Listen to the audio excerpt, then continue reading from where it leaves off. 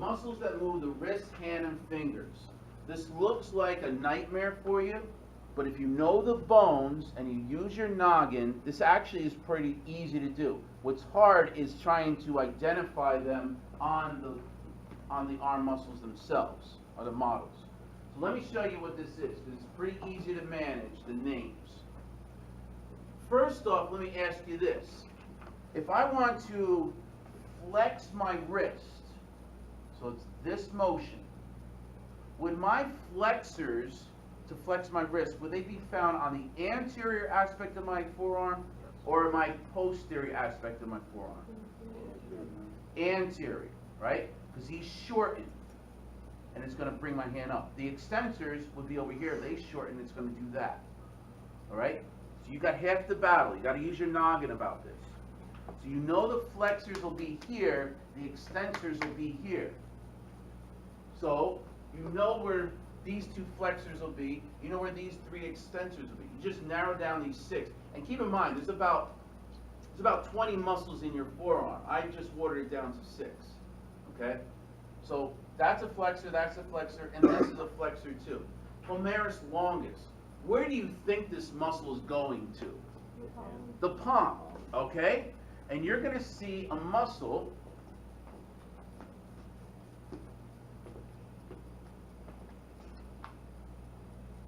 well, it's hard to show you from a distance, but you'll see a muscle going right into the fingers, into the palm.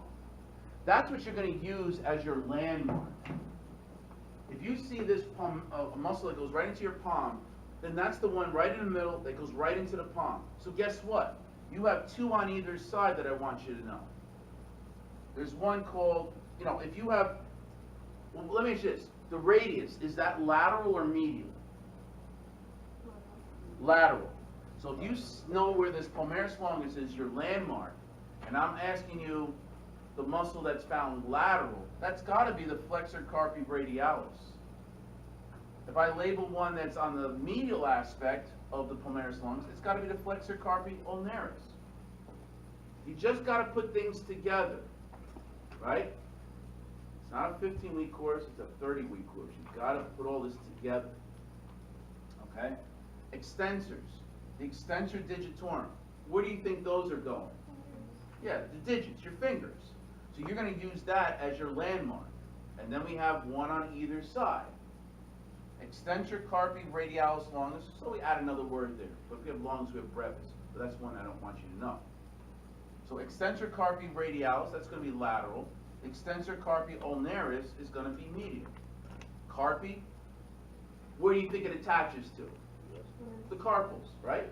You see what I'm saying? It makes sense. Don't let the words scare you. They're going to be your friends. Okay? All right, so let's look at the pictures. So here you have the biceps over here.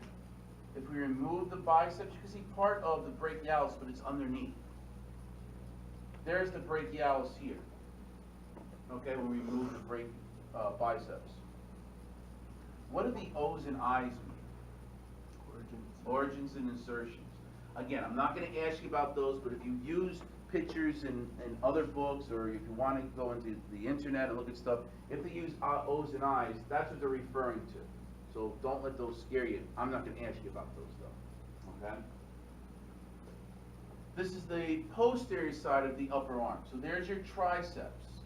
There's 3 heads to it. Just call it the triceps and call it a day. There's a lateral head, a long head, and short head. Don't worry about that. Just call it the triceps. Okay? And there's our huge latimus dorsi. Again, here's your spine and the scapula. There's a supraspinatus, infraspinatus.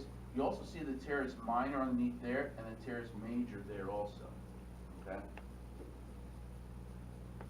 Here's the forearm. This is the anterior view. Okay? You look for the one that goes right into the palm. You see it? You follow it, that's the palmaris longus. So the one that's going to be lateral is the flexor carpi radialis. The one that's going to be medial to it is going to be the flexor carpi ulnaris. All right? Sure, there's one that's coming from up here, a bigger one, but that's going to be your brachial radialis, which is really going to move the flex the forearm also. Okay? that's also another picture showing that. Again, there's a lot there I kind of threw out for you or watered it down. Don't worry about those. Now we look at the posterior view of the forearm. The extensors. So you look for the one that goes right into the fingers. See the white tendons? That's going to be your extensor digitorum. The one that's going to be lateral to it will be the extensor carpi radialis longus. All right, there's brevis, there's longus. The one that's going to be medial to it is going to be the extensor carpi ulnaris, which is right over there. So, when I was in medical school, the forearm was a nightmare. There's, like I said, 20 different muscles in there. It was a nightmare. But when I started realizing that these names actually helped me, it made my life so much easier. And I'm only asking you to know 6. Okay? And they're not that bad. They're not that bad. Okay? And this is just a little bit deeper. All right. Let's do the lower limb and then we're done. All right. Lower limb. Bunch of different muscles there. Some of them you've heard about too. Gluteus maximus, gluteus medius. There's a minimus there too, but it's too deep and it's difficult to actually get there. Which, by the way, one other thing I'll just tell you is that I'm not going to remove any muscles off the models. Does that make sense? I don't think you're ready for something like that. I think that, not that you can't, I mean, don't get me wrong, I think you can handle it, but it might confuse you at a practical exam. You might not be oriented right on it, and you only get a minute and a half at each station. So, but I might ask you a muscle on here and say, what's the muscle immediately deep to this? So, something like that. But I'm not going to remove muscle, I'm not going to, taking this and then removing it and say, what's that muscle and not have this there? Does that make sense? I might say, what's the muscle that lies immediately deep to this? You'll say brachialis. Okay? So, all right, so we also have the adductor longus, adductor magnus. It took me a long time to figure out because I was looking at different books. It took about 2 years. It took me 2 or 3 years to get this. But I realized that adductor magnus and adductor femoris are the same muscle. Some books had femoris, some books had magnus, and it threw me off. And then, so I'm doing all the aggravation is gone for you guys. I was aggravated, but not you guys.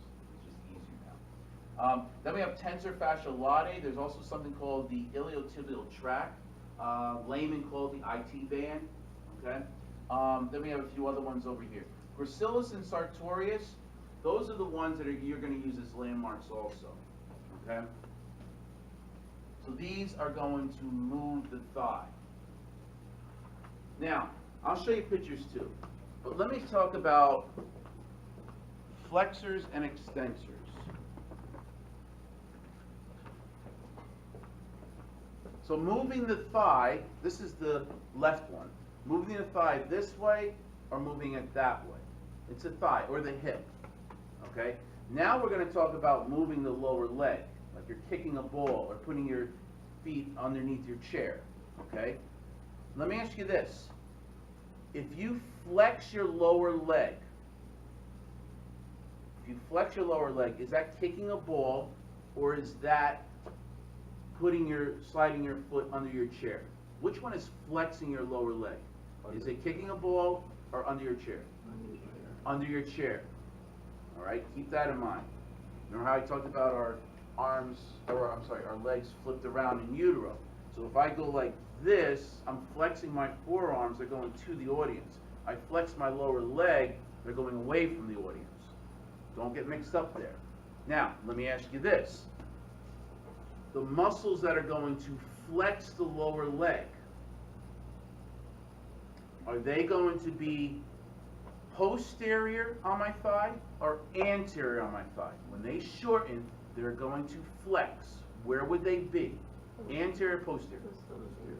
Posterior. Bingo. Okay? When these muscles here flex, they're going to bring this lower leg up. Therefore, the muscles in the front here, the anterior portion, when these flex, they're going to make me, because they're going to get shorter, going to kick a ball. All right? Anterior extensors, posterior are flexors. Make sense? Now, laymen and all of you coming in here, know what those muscles are, at least if they're grouped together a certain way. Let's talk about your extensors that are on the anterior portion of your thigh. These are our so-called quadriceps, okay? These are or people call them the quads, all right? So before this class, you could call it that, but now we're better than that. We got to know what these quadriceps are, and the name implies that there's 4 muscles, quad, right? We got to know the 4. It's not that bad. I'll show you. We have the rectus femoris and 3 vastus muscles. Vastus lateralis, vastus intermedius, vastus medialis. Look at where we are.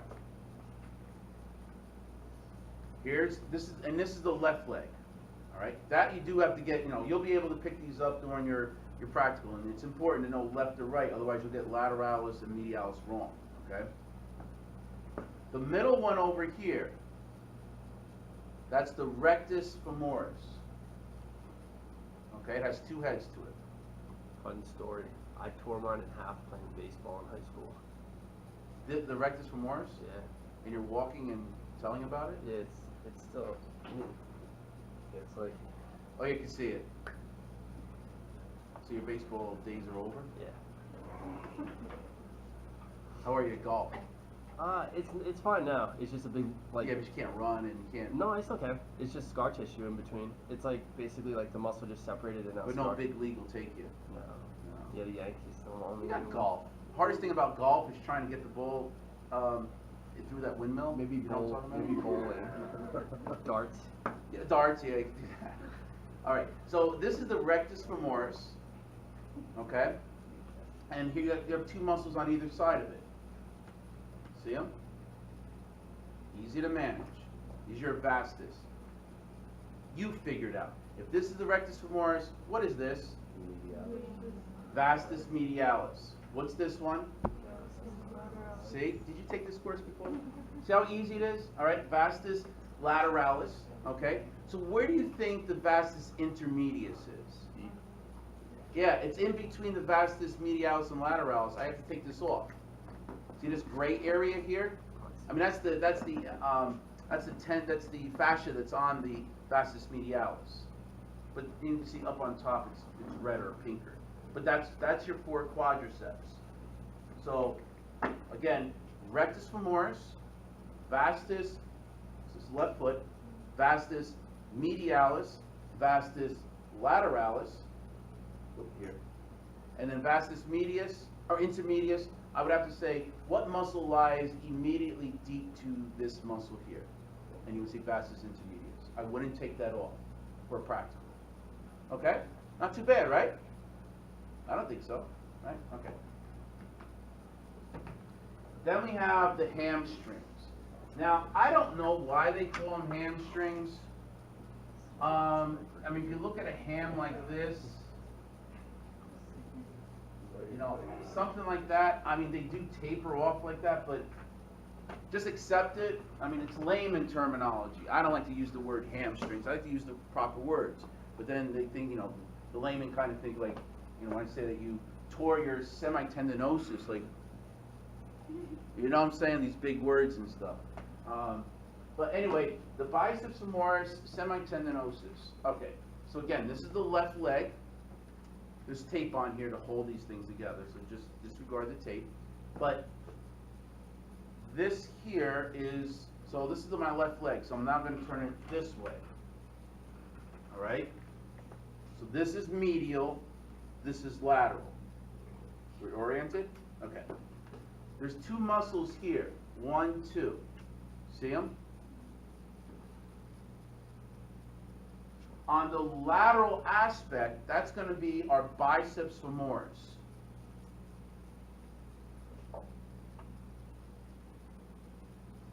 On the medial aspect, that's going to be our semitendinosus. Lying deep to the semitendinosus, like a membrane is underneath something, we have the semimembranosus. And you'll be able to see sides of it on this. When you look at the tendinosis, you'll see the membranosus is bigger and it's on the 2 sides. Okay? So you have the biceps femoris on the lateral aspect, and on the medial aspect, the 2 of them on top of each other, Superficial will be the semitendinosus. Lying deep to that is the semimembranosus. Okay? Another thing that I find that students have issues with is they get confused about the rectus femoris and the biceps femoris. So let me give you a little tip about this. In your arm, what's the muscle that's going to flex your forearm? Biceps brachii. Biceps is going to do this. So what's the muscle that's going to flex the lower leg?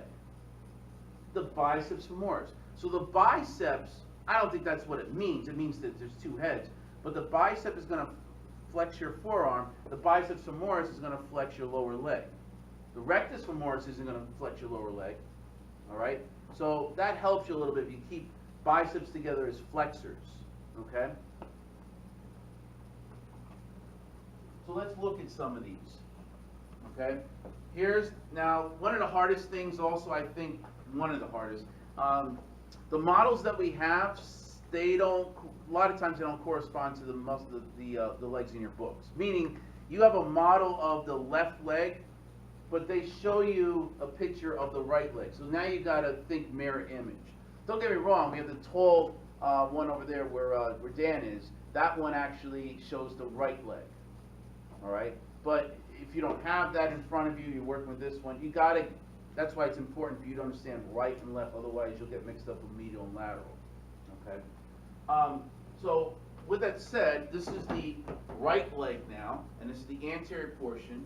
You have a muscle that comes straight down, that's the sartorius, and you can see the sartorius over here, really nice, long muscle, it's a good landmark for you to use. You'll also see the gracilis, it's more medial.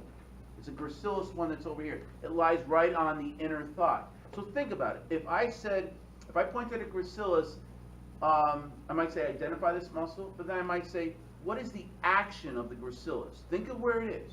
What's the action of the gracilis? It's found on the inner thigh. When it contracts, it gets shorter. Correct. It's going to, if that's where it is, it's going to adduct the thigh. Does that make sense? It's going to do this. When it gets shorter, it's going to do that. Okay? There's your rectus femoris. There's the vastus lateralis and the vastus medialis. Okay? The vastus intermedius, it even says here, vastus intermedius deep to the rectus femoris and not visible in the figure. The one in the middle, deep. Okay? This is showing you some more up there when we're removing them. Look at it on your own. This is the back side. Okay? This is the rump. This is your bum bum. Okay? There's the gluteus maximus over here. Gluteus medius is over here. Minimus, you got to remove these, and minimus is deep. Okay? This is the back side. You can also see here the so-called hamstrings. Okay? This is, again, the right leg. What I showed you was the left leg. There's the right leg. So this is lateral. That's medial. So here is the biceps femoris, which is going to be lateral. And then you have the semitendinosus, and deep to that will be the semimembranosus underneath that. They will flex your lower leg. Okay? This is the side view. This. Again, left leg, right leg. Okay? This is going to be your gluteus maximus. We have the tensor fascia latae over here. And here's your iliotibial tract, or what laymen call the IT band. You wouldn't put IT band, you would put iliotibial tract. And it's this tendon that's wide that comes all the way down. It's not a muscle, it's a big tendon. And by the name, you know what it attaches to. Iliotibial, right? Ilium to the tibia. Okay? Muscles that move the ankle and foot. Okay? So these are going to be found in your lower leg. You have tibialis anterior. I think you have an idea where that is. Right? Anterior to the tibia. Your shin area. Right? You have the peroneus longus, also known as the fibularis longus. Is that found lateral or medial? See? You know your bones, you shouldn't have an issue with that, right? You wouldn't call a muscle that's found here the fibularis longus. Doesn't make sense. Your fibula is on the lateral aspect. That's why I put that on your practical, right? And you also have an extensor digitorum there also, as much as you have one in the hand. And it's going to extend the toes, okay? Then we have the so-called calf muscles. The calf muscles are going to, when they contract, they're going to make you stand on your tippy toes, right? It's going to do that. It's going to, what is that action called when you point your toes down? Plantar flexion, okay? So you have two here, the gastrocnemius and the soleus. I don't know why they call it the gastrocnemius. I looked in the, what's that? I was going to ask that. Yeah, gastro means belly or stomach. And I looked, you know, I Googled it, and they say, a couple of websites say, because if you take a cross section of it, so this is posterior, this is anterior, it kind of bellies out, it has two heads to it. I'm like, I don't know, that's kind of reaching. It bellies out, I mean, I don't know, that's kind of weird. But that's the reason why, that's the only thing I could come up with, and what I saw on there, but these aren't really credible places that I looked at. So gastro, just accept it over here. It's on my list. I'm gonna go up there. Why they call it this? The C is silent. All right. So I mean, you can do it for yourself, so you don't forget the C. Gastrocnemius. People look at you like, you know, but you say, yeah, but I know how to spell it. I bet you don't. You know, that kind of thing. And it attaches to the Achilles tendon, okay, which is also known as the calcaneal tendon. So you know what it attaches to. The reason why they call it Achilles tendon, if you know anything about mythology, I don't know much about it, but I guess this guy by the name of Achilles, he was mortal. He was a regular person, but I guess the god wanted to make him immortal or some powerful thing. So he grabbed him by the ankle and put him into this certain kind of water that became, you know, powerful and strong and immortal. And he picked him up and he let him run and do whatever he wanted. Well, the only part that didn't get that water was what he was holding on to, his ankle. So therefore, that's the weakest part of this guy, and he lost the battle because of the whole thing. He probably died from it, I would imagine. So technically speaking, if you cut that Achilles tendon, there's nothing that's going to hold you up. You'll just fall off to the ground. All right? I mean, I wouldn't try that on anyone, but just take my word for it, okay? I'm not doing any kind of, you know, class project here. So that's what that is. And then underneath that, lying deep to the gastrocnemius, is the soleus. So using the pictures here, this is the anterior view. There's our tibia, the shin. In front of that is going to be the tibialis anterior. You'll see another one that goes down into the toes. That's the extensor digitorum. Okay? And if you look at the back side, there's the two bellies. Okay? That's the gastrocnemius, the two heads of the gastrocnemius, leading to the huge tendon. Very strong tendon, but if it's cut, it's gone. But that's the Achilles tendon. Underneath that, deep to that, is the soleus. So if you take the gastrocnemius, reflect it back, and cut it, which is what we did over here, now you're looking at the soleus. So we're looking at, here's the gastrocnemius. If I remove this, and you can see part of the soleus on the sides. When you look at this, you'll see it. But if I remove this, that's the soleus underneath. Okay, again, I'm not going to remove stuff for you. All right? And there's the Achilles tendon also. Okay? That's it, see? I did it all right on time. What questions do you have? Definitely doable. Let me,